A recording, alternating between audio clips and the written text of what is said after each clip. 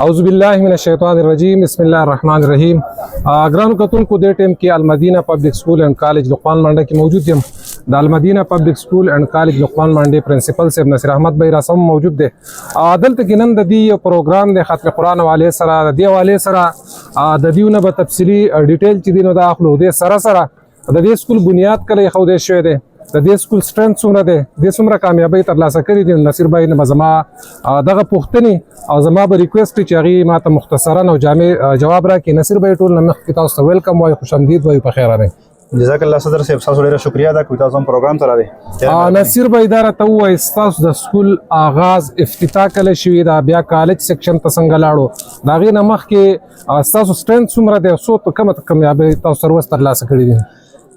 زمونږ د سکول آغاز خو مونږ په 2012 کې کړی دی.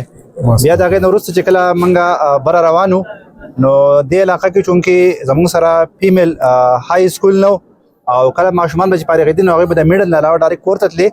نو ډېره غټه ایشو یا د پیرنټس په ریکویسټ باندې مونږ ډایرکټ د هغوی لپاره د های کلاسز آغاز وکړو.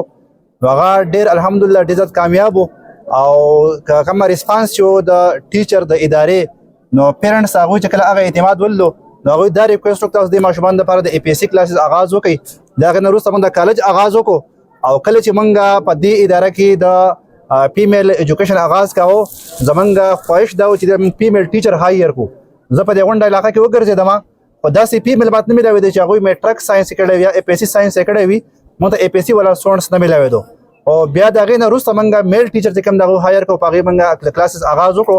الحمدلله نن د دې ادارې نه په سلو جنکۍ فارغ کړي دي چې هغه جنکو اوس انګلیش، بایو، کیمسټري، فزیکس په هغې کې ماسټر کړي دي.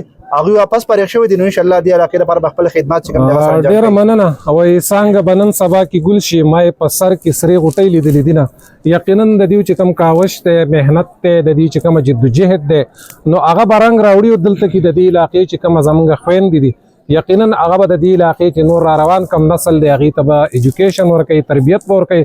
دا د دې د محنت نتیجه ده. نصیر بھائی دا راته ووایي نن ستاسو دلته کې پروګرام کې ډېر په لویه سطح باندې د هغې لپاره تیاري شروع ده. مشران هم په ګڼ تعداد کې سره راغلي دي، راځي. د دې پروګرام څه مقصد دی؟ زمونږ د ننني پروګرام مین مقصد دی زموږ د کوم اداره چې دا یو سیټ په دې کې موږ عصري علوم ورکوو او د عصري علومو سره سره زموږ د ماشوم په تربیت باندې د هغوی په کردار سازۍ باندې د هغوی په ذهن سازۍ باندې زموږ خصوصي توجه وي. د هغې لپاره موږ داسې طریقه کار کوو چې کله د ربیع الاول میاشت راشي نو په هغې کې موږ ماشومان ته په سیرت باندې خبر ډیټیل سره زموږ سره د علما کرام یو ټیم را سره دی. نو هغوی سټوډنټس ته په هغې باندې بحث کوي.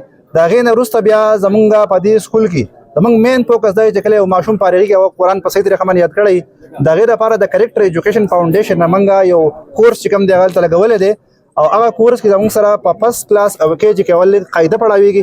د هغې نه وروسته په سیکنډ کلاس کې 2 سپارې پړاویږي. په تھرډ کلاس کې چې کوم دی دا سپارې زموږ سره 8-9 پورې رسي او فورث کلاس کې بیا د 18 سپارې پورې دا کېږي چې کله 5م کلاس ته ورسي دا ماشوم چې کوم دی هغه په ناظره باندې قرآن ختموي په تجوید سره. د دغې حوالې سره زموږ هر کال د 5م نه چې کوم ماشومان فارغېږي نو ختم قرآن پروګرام وي. د دغې حوالې سره تېر کال زموږ پروګرام او سږ کال بیا هم دا پروګرام دی. پلا پولا رہے عرب چمن میری امیدوں کا، سینے کا خون دے دے کر اس چمن کو میں نے پالا ہے. ګرانو کتونکو یقینا د دې چې کومه محنت دی، د دې چې کوم طریقه کار دی، د دنیاوي او عصري علومو سره سره دیو د دیني علومو هم دلته کې اهتمام کړی دی. دا ډېره ښه خبره ده ځکه چې بحیثیت مسلمان موږ له د دنیا سره سره آخرت چې دی نو دا هم په لازمي دی او ضروري دی ځکه چې بغیر د آخرت نه زموږ دنیا چې دم دا کامیابېدی نه شي. قرآن کې الله تعالی د دې بار بار تذکره کړې ده چې تاسو د آخرت سره سره د دنیا علوم هم حاصل کړئ، د دې دنیا چې کوم څیزونه دا مسخر کړئ. ګرانو کتونکو دې ټیم کې په ګڼ تعداد کې مشران هم موجود دي، ځوانان هم موجود دي. موږ د هغې هم شکریا ادا کوو چې د دوی د حوصله افزایي دپاره دې پروګرام ته راغلي دي. د نصیر بھائی او د هغې چې کوم منیجمنټ ټیم دی، د هغې چې کوم ټیچنګ سټاف دی، د هغې هم موږ شکریا ادا کوو.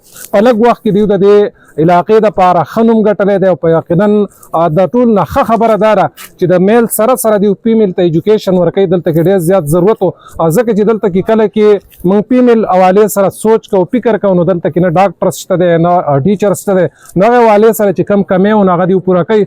زموږ به بھرپور دعاګانې هم د دې سره او د دې سره سره به زموږ مرسته هم د دوی سره چې د دې علاقې په ښکلا کې د دې علاقې په ترقۍ کې دوی کوم کردار ادا کوي په هغې کې زموږ هم حصه.